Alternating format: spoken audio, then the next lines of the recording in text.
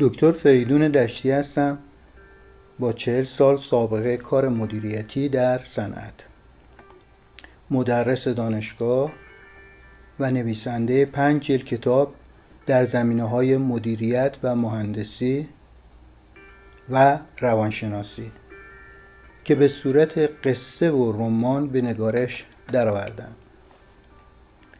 و همکنون هم به کار مشاوره مدیریت اشتغال دارم و قصد دارم در اینجا با تمثیل و قصه ابتدا موارد نامدیریتی را به تصویر کشیده و بعد از آن مسائل مدیریتی صحیح را به بحث بگذارم.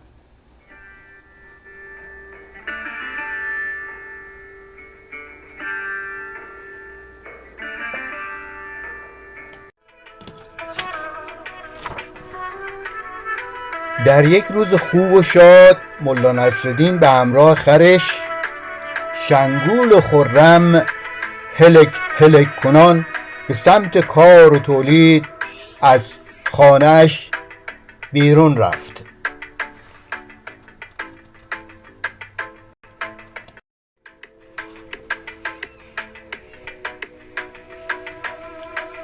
اما در آن روز یک اتفاق نادر افتاد که تا به حال برای ملا رخ نداده بود. بله، ملا را خواب در رو بود یا خواب او را در رو بود و چیزی که نباید رخ میداد رخ داد. یعنی ملا روی خرش خوابش برد.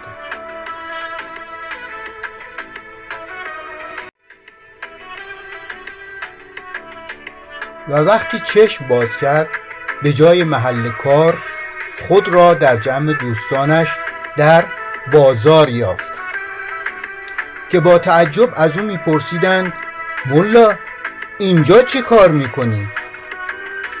و ملا در جواب گفت از من نباید این سؤال را بنمایید، بلکه باید این سؤال را از خرم بپرسید.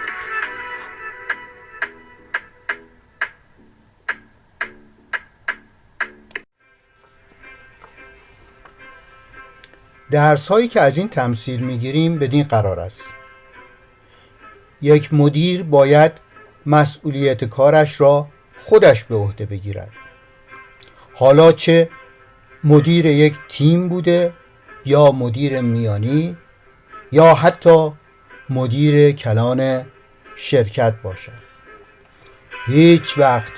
هیچ وقت نباید از زیر بار مسئولیتی که به عهده اوست شانه خالی نماید و هر تقصیری را باید 100% گردن گرفته، زیرا تنها پاسخگوی خوب و بد هر سیستمی مدیر آن واحد یا شرکت یا سیستم می باشد. 2. در صورت عدم پذیرش مسئولیت اعتماد همکاران خود را که سرمایه اصلی است از دست خواهد داد. 3. حتما همکاران او را فردی بی مسئولیت خطاب خواهند کرد و ادامه همکاری با او دچار خدشه خواهد شد.